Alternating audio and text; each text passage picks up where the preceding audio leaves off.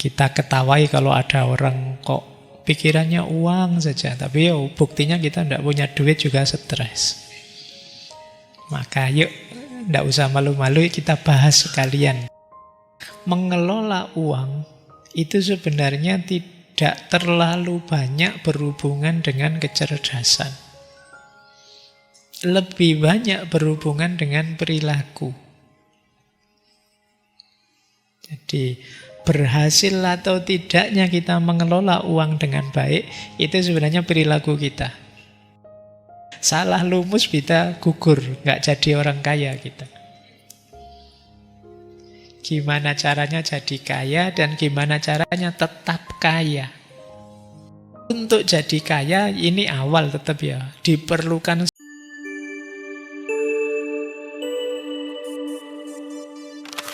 Assalamualaikum warahmatullahi wabarakatuh. Bismillahirrahmanirrahim. Alhamdulillahirabbil alamin. Assalatu wassalamu ala asyrafil anbiya'i wal mursalin sayyidina wa maulana Muhammadin wa ala alihi wa ashabihi wa man tabi'ahum bi ihsanin ila yaumiddin. Amma ba'd. Baik. Bismillah, mari kita lanjutkan lagi belajar kita, ngaji kita. Malam hari ini kita belajar masih di tema tentang kekayaan. Malam ini kita belajar tentang uang. Tapi uang tidak di aspek jumlahnya atau besarannya. Karena saya tahu kita tidak banyak punyanya. Tidak harus dibahas senjelimet itu, tapi sisi psikologisnya. Ini mungkin bagian seperti minggu lalu ya, jenis behavioral economics. Jadi ekonomi perilaku. Bagaimana menyikapi uang secara psikologis, mental yang tepat apa. Baik, malam ini kita ketemu tokoh ini yang beliau menulis buku terkenal sekali. Buku ini diterjemahkan sampai ke 50 bahasa. Sudah mencapai 4 jutaan eksemplar. Morgan Housel. Baik, kita belajar ya mengelola dimensi yang kadang-kadang kita sinisi tapi sebenarnya kita butuh. Kita ketawai kalau ada orang kok pikirannya uang saja, tapi buktinya kita tidak punya duit juga stres. Maka yuk, tidak usah malu-malu, kita bahas sekalian, tapi secara bijaksana gimana sih cara mengelolanya. Baik, bismillah. Kita mulai ya. Saya awali dari quotes ini. Jadi menurut beliau, money is everywhere. Uang itu ada di mana-mana, diperlukan dalam semua hal. It affects all of us. Ia mempengaruhi kita semua. And confuses most of us. Dan membingungkan sebagian besar kita. Ini satu quotes, 3 frase yang masing-masing penting. Yang pertama, money is everywhere. Itu seperti kalimat yang sering kita pakai, semuanya butuh duit. Tidak ada satupun dimensi hidup kita yang tidak berkaitan dengan duit. Dengan uang. Dalam hal apapun. Pendidikan kah? Politik apalagi? Bahkan agama pun butuh uang. Ngaji, ya kalian butuh uang kan. Kalau tidak ada duit, tidak bisa beli bensin, tidak bisa berangkat ke sini. Ya meskipun teman-teman takmir bilangnya gratis, datang saja. Ya emangnya datang, kesininya terbang kan enggak. Saya enggak pakai bensin kan Pak, jalan kaki. Ya kan, kalau capek kan terus minggir beli minum, ya uang. Enggak ada yang tidak uang. Semua aspek hidup kita memerlukan uang. Itu money is everywhere. It affects all of us. Semua kita dipengaruhinya. Kita sadar atau tidak, kita dipengaruhi. Ya mungkin senyummu beda antara dompetnya sedang tebal atau sedang tipis. Gaya ngomongmu juga beda. Moodmu naik turun itu mungkin sebagian besar ya berkaitan dengan ini. Itu affect all of us namanya. And confuses most of us. Dan membingungkan kita semua. Kita bingung, kemarin belajar tasawuf tidak boleh mikir dunia. Tapi kalau nggak dipikir, tidak punya duit, susah juga kita. Mau nyufi juga mungkin sekarang mahal. Jangan dikira, Pak saya mau nyepi Pak, menghindar dari keramaian. Oh, jangan dikira menghindar dari keramaian itu murah. Mungkin menghindar dari keramaian mau kemana? Ke gunung. Oh sekarang villa-villa mahal. Kamu mau kemana? Ya, mahal juga sekarang. Kok sekarang mau beli kitab saja sekarang mahal. Ngaji, apalagi. Saya online saja kok Pak. Yo, kuotanya juga mahal. Tidak ada yang tidak perlu uang. Dan terus kita bingung. Terus gimana ya caranya? Maka yo jangan malu-malu, diakui saja. Ya Pak, kita memang perlu uang. Tinggal mengelolanya. Porsi dan proporsinya yang tepat. Mental kita di hadapan dia yang pas. Kuncinya nanti di situ. Terus. Nah, cuma Housel ini punya tesis begini. Doing well with money has a little to do with how smart you are. And a lot to do with how you behave. Ini agak berbeda dengan Kahneman ya. Minggu lalu banyak ngomong bias kognitif. Tapi malam ini Housel bilang mengelola uang itu sebenarnya tidak terlalu banyak berhubungan dengan kecerdasan. Lebih banyak berhubungan dengan perilaku. Jadi berhasil atau tidaknya kita mengelola uang dengan baik itu sebenarnya perilaku kita. Bukan how smart. Kalau sekedar kecerdasan kita, mungkin kita cerdasnya luar biasa, tapi tidak selalu ideal teori, ideal konsep yang di kepala kita itu terus kita bisa menerapkannya. Kita tahu kok misalnya nabung itu baik, boros itu jelek. Tapi kan untuk bisa mengendalikan agar kita tidak boros, lebih milih nabung, itu behavior kita yang lebih berpengaruh. Kebiasaan kita, perilaku kita. Kalau sekedar ideal itu mungkin kepala kita sudah ngerti. Otak kita sudah isinya teori macam-macam banyak. Tapi kenapa sulit diterapkan? Behave kita. Ini mungkin berlaku tidak hanya untuk konteks uang. Untuk konteks ilmu mungkin juga begitu. Kita, kenapa sih Pak, saya merasa wawasan saya sudah banyak, sudah luas sekali. Saya hari ini sudah belajar macam-macam. Dari online langsung di kampus. Tapi hidupku kok begini-begini saja. Tidak berubah-berubah.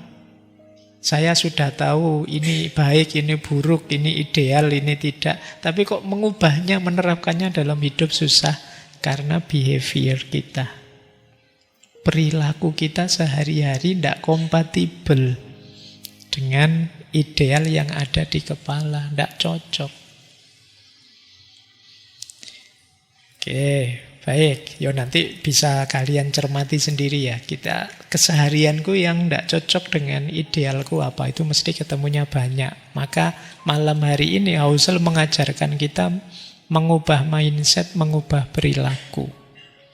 di hadapan money, di hadapan uang. Oke, kita lanjutkan. Ini konsep basicnya. Kata Husserl, orang berpikir tentang uang, nilai uang di mata kita, cara ideal mengelola uang yang terbaik menurut setiap orang, itu kata Husserl beda-beda. Karena memang orang berpikir tentang uang itu subjektif. Jadi menurut beliau, orang berpikir tentang uang itu sesuai pengalaman hidupnya masing-masing. Bukan berdasarkan teori atau berdasarkan fakta objektif apa. Pengalaman kita dengan uang itu membentuk sikap kita. Apakah kita jadi orang yang hemat, yang boros, konsumtif, atau pelit, dan lain sebagainya, itu sejarah. Orang yang misalnya tumbuhnya di era krisis ekonomi itu mungkin lebih cenderung takut, lebih cenderung hati-hati membelanjakan uang karena khawatir ada krisis lagi. Tapi orang yang hidupnya di era sejahtera, era ekonomi jaya, itu biasanya lebih berani belanja, berani konsumsi. Ini sikap mental. Maka kalian masing-masing coba dicek ya, kondisi ekonomimu misalnya sejak kecil seperti apa. Seperti itulah terbentuk mindsetmu.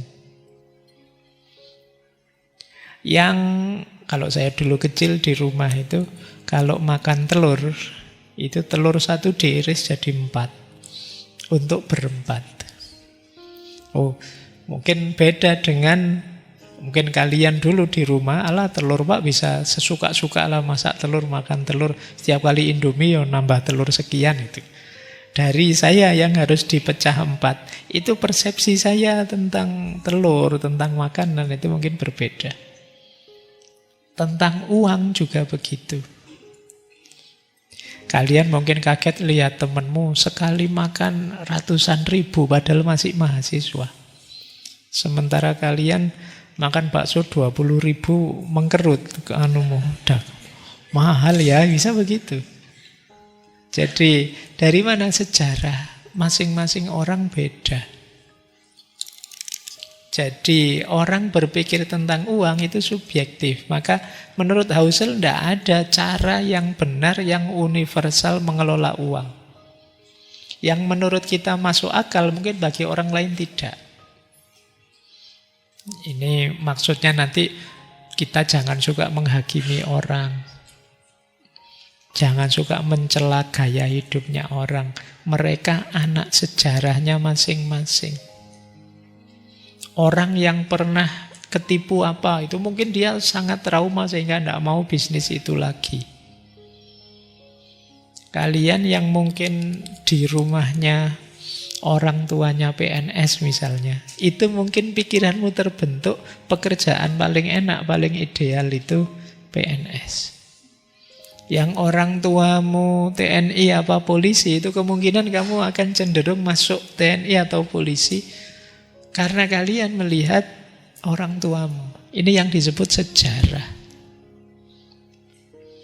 Ya. Baik, jadi yang pertama, cara pandang kita terhadap uang, termasuk idealisme kita tentang kekayaan, itu sejarah yang membentuknya. Yang masing-masing kita beda-beda. Ya. Maka kalian yang punya mindset berbeda dengan temanmu dalam mengelola uang, tidak harus kemudian menganggap yang lain lebih jelek atau yang lain lebih bagus. Masing-masing punya sejarah. Jangan menghakimi cara orang lain mengelola uang. Mungkin saja itu karena pengalamannya atau mungkin juga karena trauma-traumanya. Jadi tidak semua keputusan keuangan itu dibentuk secara rasional. Makanya tadi akal itu perlu sedikit saja. Behave-nya yang banyak. Tapi ya tidak masalah kalian memahami gayanya temanmu. Tidak untuk dicela, tapi untuk meluaskan wawasan. Oh, memang ada orang yang gaya hidupnya begini, gaya hidupnya begitu. Tidak masalah. Ini tidak ada hubungannya dengan kaya miskin. Ada juga sih, ada orang kaya yang gayanya seperti miskin. Ada orang miskin yang gayanya seperti orang kaya. Itu juga pasti karena sejarah. Mungkin kalian selama ini tidak punya uang, terus direndahkan orang, dilecehkan orang. Akhirnya kalian, wah kalau kayak gini saya tidak punya harga diri. Sudahlah saya tak gaya seperti orang kaya, biar dihargai orang. Ini sejarah. Atau yang kaya, gayanya kayak orang tidak punya. Mungkin dia capek, tiap kemana-mana sama temennya disuruh traktir terus. Kok aku terus yang traktir? Ya kamu kan yang paling kaya. Oh, besok dia gayanya seperti tidak pegang uang. Yang kaya kan bapakku tidak ngasih apa-apa. Jadi dia gayanya seperti itu. Kenapa bisa begitu? Pengalaman. Jadi, yuk kita tidak menghakimi orang dengan cara mereka mengelola keuangan. Masing-masing punya strateginya sendiri, punya sejarahnya sendiri. Baik, kita lanjutkan sekarang.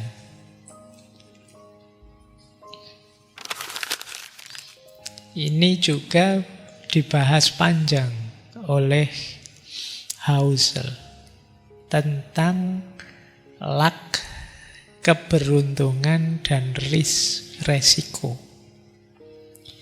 Jadi kalau bagian ini sebenarnya dia ingin menjelaskan pada kita mengelola keuangan itu ya tidak sepenuhnya bisa kita kontrol. Ada wilayah-wilayah yang tidak bisa kita kontrol. Kita maunya begini tapi jatuhnya kok begitu ya.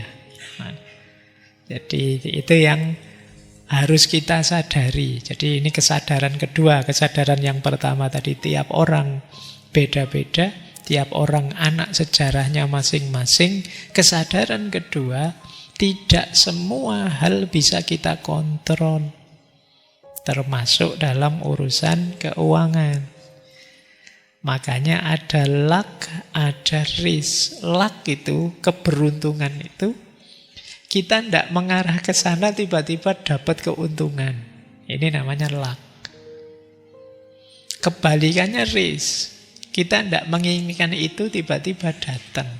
Ini risk. Jadi akan selalu diwarnai dua itu. Ya ada keberuntungan, ada kerugian, efek, resiko. Namanya risk. Jadi luck itu hasil positif dari kejadian yang di luar kendali kita. Kalau risk ini hasil negatif, kejadian di luar kendali kita. Ya ini kalau kita sering yang muslim pakai istilah qadarullah. Dompet saya ketinggalan, Pak. Pesimis saya ini tidak makan mesti. Qadarullah, tiba-tiba ada temen nawari makan, ngejak makan. Lumayan. Ini luck namanya. Atau mungkin sebaliknya. Kita merasa bahwa uangnya cukup, ternyata begitu tanya harganya berapa itu, ternyata melebihi jumlah yang di dompet. Itu resiko sudah. Tidak terbayangkan ternyata begitu. Atau rencananya makan sendiri di warung, tiba-tiba kok temen yang tidak tahu diri tiba-tiba datang. Ikut makan dong, tidak hanya 1, 3, 4, 5. Itu risk namanya, resiko. Kita tidak membayangkan, ternyata datang. Kalau positif namanya luck. Kalau yang negatif namanya risk. Di antara luck, misalnya kata Husserl, kita lahir di keluarga kaya. Ini luck. Alhamdulillah lumayan punya bapak kaya. Kebalikannya mungkin kalian yang lahir di keluarga yang tidak kaya, yang miskin. Itu risk. ya nasib ya. Nah gitu.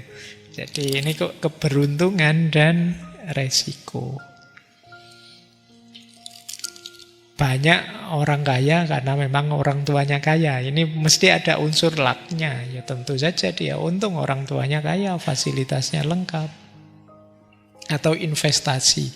Investasi yang tidak diduga-duga tiba-tiba booming, naik. Nah, atau tiba-tiba punya koneksi. Ternyata tidak tahu saya, teman saya SMP dulu, sekarang dia jadi pejabat. Lumayan bisa KKN sekarang. Ini luck, tapi ya dosa. Untung gitu. Ditilang polisi kok tiba-tiba, loh kamu ya? Oh iya gitu ya. Saya kemarin ada ngalami begitu. Pak Faiz ya? Lumayan, tidak jadi. Karena kenal jadi tidak harus ada embel-embelnya.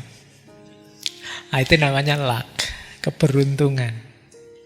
Kalau risk, resiko. Sudah ancang-ancang mau melakukan apa, investasi apa, pandemi. Sudah disiapkan semua, tinggal di launching, sakit. Sudah, ini namanya risk. Hidup itu akan selalu ada itunya. Ya mungkin tidak bisa diprediksi, tidak bisa kita kendalikan, tapi ini juga menentukan kesuksesan. Maka kata Housel, ingat-ingat ya, dalam kesuksesan kita kadang-kadang ada unsur luck-nya. Jangan sesombong itulah. Wong yo tidak sepenuhnya semuanya bisa kita kontrol. Orang lain melakukan hal yang sama toh juga tidak sukses. Kita yang sukses mungkin ada unsur luck-nya. Demikian juga sebaliknya. Kalau ada orang gagal atau kita gagal, tidak harus kemudian kita sepenuhnya menyalahkan diri kita. Aku kok tidak pinter ya, aku kok bodoh banget ya, aku kok tidak harus. Kadang-kadang memang hidup ini ada unsur risk-nya. Ada unsur resikonya. Kita sudah mati-matian merancang, ternyata hal tak terduga terjadi, resiko. Jadi tidak kemudian kita menyalahkan diri kita sepenuhnya. Misalnya kalian sudah belajar mati-matian, waktunya dapat nilai, dosennya sedang stres urusan apa, terus jadi kejam sekali ngasih nilainya. Itu risk, resiko, tidak apa-apalah. Yang kok nilainya jelek karena dosennya sedang bad mood misalnya. Nah itu resiko. Kalian kan tidak bisa ngontrol. Nah hidup itu penuh yang seperti ini. Kadang ada luck, kadang ada risk. Siaplah menghadapi dua-duanya. Tidak semua hal bisa kita kontrol, kita kendalikan. Maka kata Housel, jangan menganggap semua hasil bagus itu karena kepintaran. Pinter banget ya orang ini bisa sukses, pinter banget ya orang ini bisa menghasilkan ini, menghasilkan itu. Mengapa? Banyak orang sukses itu karena keberuntungan. Yang itu bukan karena rancangannya dia, ya tiba-tiba saja situasinya pas. Ini tadi yang kalau kita yang ngalami itu, maka diingatkan jangan sombong. Kalian suksesmu itu tidak hanya karena dirimu, tapi dibantu oleh situasi, mungkin dibantu oleh kondisi. Kalau kita yang beragama, ya karena diridhoi Allah. Allah tidak meridhoi, tidak jalan. Kemudian juga jangan menganggap semua kegagalan itu karena kebodohan. Banyak orang gagal karena muncul resiko yang tidak bisa dia kontrol. Ini kita juga harus sadar itu. Jadi sampai di prinsip kedua ini kita diingatkan jangan gampang memvonis, jangan gampang ngejudge orang. Kamu kok bodoh banget toh ya? Kamu kok ndak pinter banget toh ya? Wong cuma gitu aja loh. Iya sih, tapi kan ada unsur risk yang tidak terduga. Secara rasional sih cuma gitu, tapi kan Situasi tidak terduga itu tidak diprediksi, tiba-tiba muncul. Kalau di buku itu Housel mencontohkan Bill Gates. Bill Gates ini yang kita kenal ya, kiprahnya di dunia perkomputeran.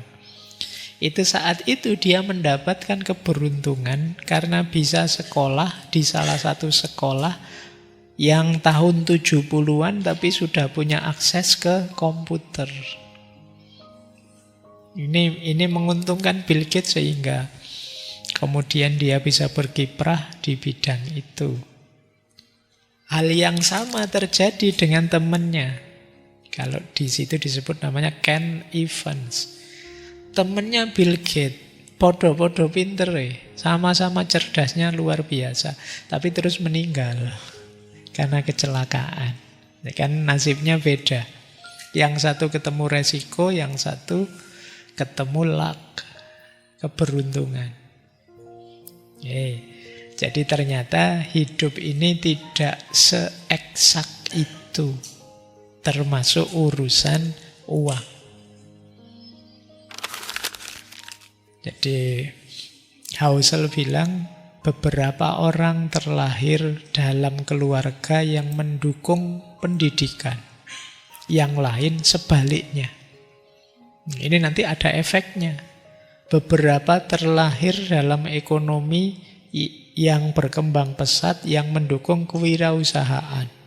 Sementara ada orang yang lahir dalam perang dan kemiskinan. Ini kita tidak bisa bantah, situasinya memang begitu. Saya ingin Anda sukses, kata Housel, dan saya ingin Anda meraihnya.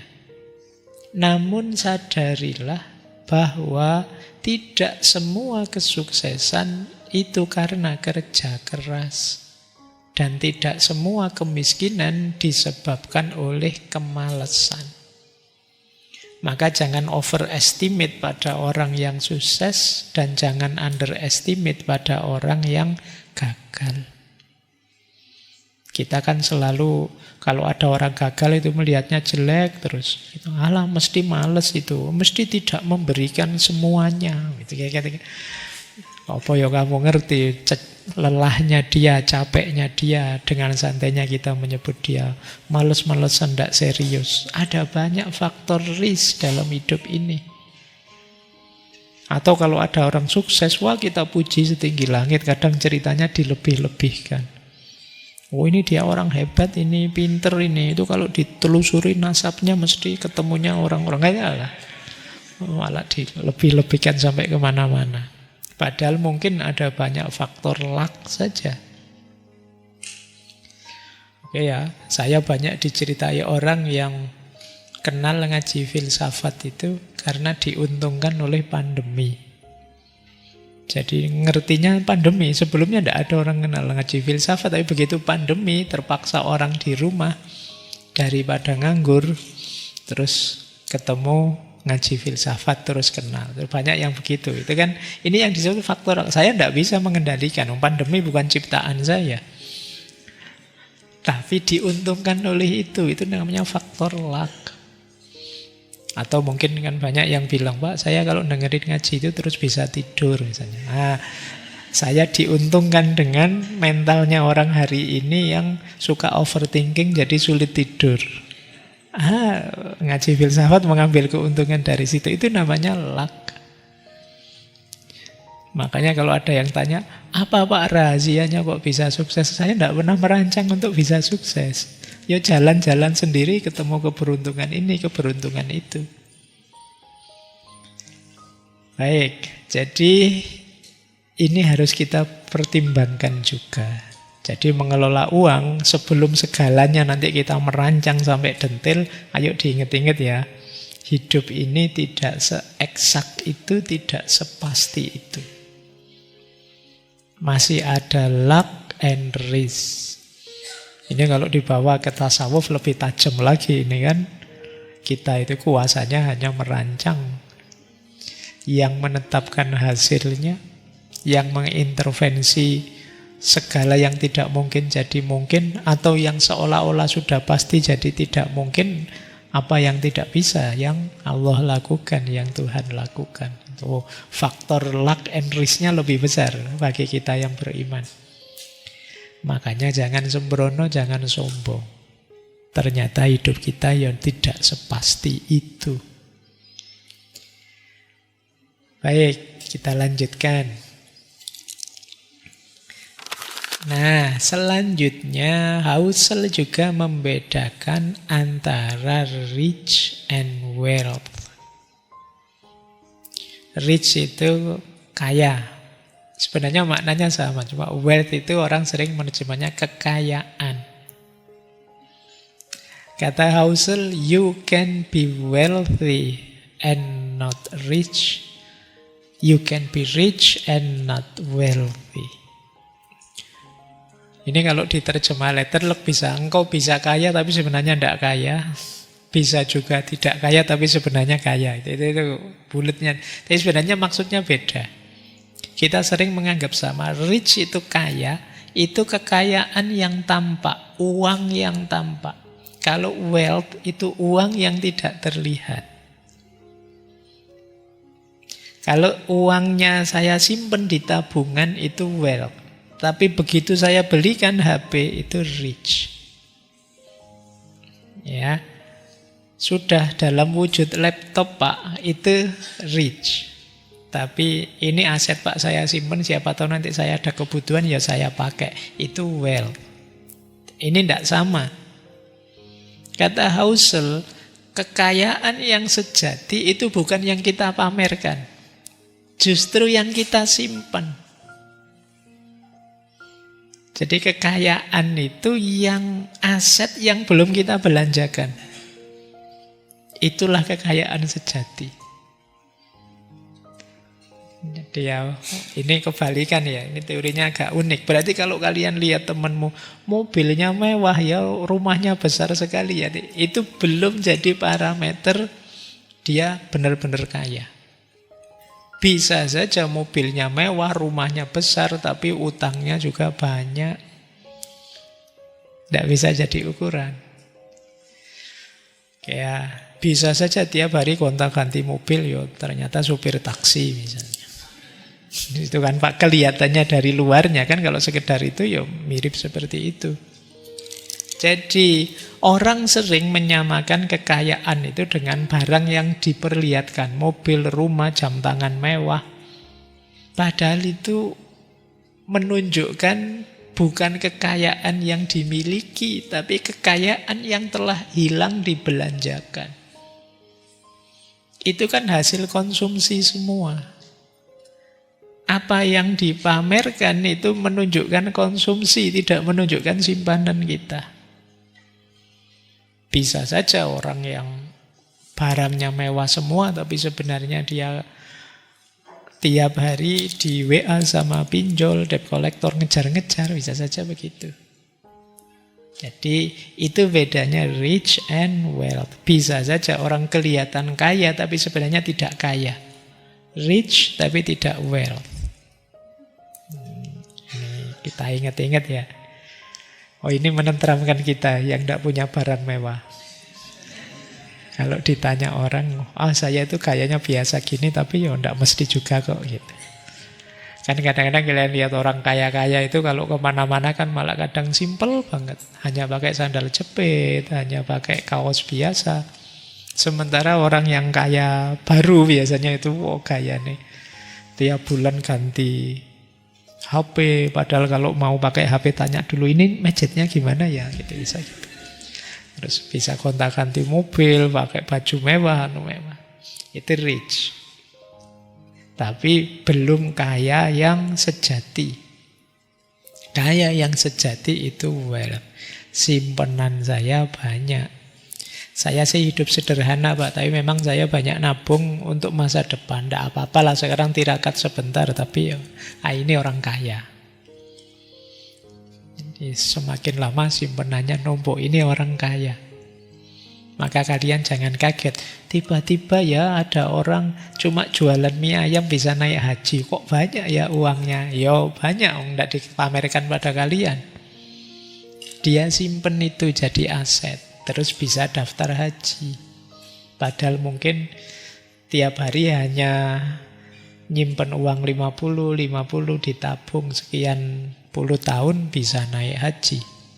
Kalian yang mungkin income-nya besar-besar tidak bisa-bisa naik haji karena ya itu tadi, kalian kesusu ingin membelanjakannya. Kesusu ingin menjadikannya konsumsi. Baik, jadi sekarang kita tahu bedanya kaya dan kaya. Kaya yang sejati dan kaya yang cuma pameran saja. Baik. Nah, konsepnya sama sekarang.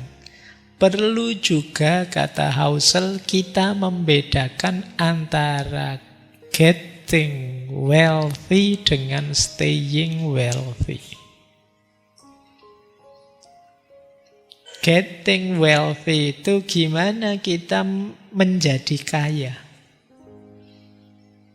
Kalau staying wealthy, gimana kita mempertahankan kekayaan. Ini dua hal yang berbeda. Salah lumus kita gugur, nggak jadi orang kaya kita. Gimana caranya jadi kaya dan gimana caranya tetap kaya. Kata Husserl, untuk jadi kaya ini awal tetap ya. Diperlukan semangat, kerja keras, berani spekulasi. Ini untuk jadi kaya. Tidak putus asa, jatuh bangun lagi. Itu getting wealthy. Mendirikan bisnis, beli saham, meminjam untuk usaha. Ini getting wealthy namanya. Nanti mentalnya harus disesuaikan kalau sudah kaya dan ingin mempertahankan. Tidak bisa lagi pakai mental lama, bisa bahaya. Untuk staying wealthy, ini setelah punya aset, ya kita lebih banyak butuh perlindungan, manajemen resiko. Mungkin menyimpan dana sebagian untuk jaga-jaga asuransi. Tidak berani lagi terlalu banyak spekulasi, harus lebih hati-hati, mentalnya beda. Ketika menuju kekayaan mungkin kita harus lebih berani. Spekulasi ini, nyoba itu. Tapi ketika mempertahankan ya harusnya tidak senekat itu. Kalau dianalogikan mungkin getting wealthy itu seperti orang naik ke puncak gunung. Harus mengerahkan tenaga, berani, semangatnya tinggi. Sementara staying wealthy itu sudah di atas gunung kita. Maka yang kita lakukan apa? Berusaha agar tidak kepleset, tidak tergelincir. Butuh seimbang, fokus, waspada. Ini staying wealthy. Banyak orang yang bisa menjadi kaya, tetapi terus gagal untuk jadi tetap kaya. Kenapa begitu? Mentalnya tidak berubah seperti waktu getting. Terlalu berani spekulasi, terlalu berani mengambil resiko. Tidak tahu kapan harus berhenti, pokoknya ingin ekspansi terus. Salah satunya mesti terus gagal, jatuh. Ini staying wealthy. Jadi yang satu getting wealthy, yang satu staying wealthy. Ini mentalitasnya berbeda, tidak boleh sama. Baik, ini kalian ingat-ingat ya, saya tahu tidak bisa sekarang menerapkannya. Mungkin besok-besok kalau kalian usaha, kalau kalian sedang berjuang, ada beda strategi ya antara proses menjadi kaya dan bertahan agar tetap kaya. Cuma kekayaan yang hakiki ya, bukan kekayaan yang sekedar untuk dipamerkan, yang rich tadi. Ini pentingnya dulu kita punya konsep hidup yang sederhana saja, yang minimalis saja. Biar apa? Biar kekayaan kita, kekayaannya sejati. Tidak sekedar kekayaan untuk dipamerkan. Sekarang kan banyak kita belanja hal-hal yang sebenarnya kita tidak butuh, hanya untuk pamer saja sih. Mungkin ada yang pegang HP lebih dari 3, kalau kemana-mana dijajar-jajar gitu. Kemudian ada yang ganti mobil tiap tahun, ganti laptop terus-terusan. Ini kemungkinan dia orang kaya tapi jenis rich, bukan yang wealthy.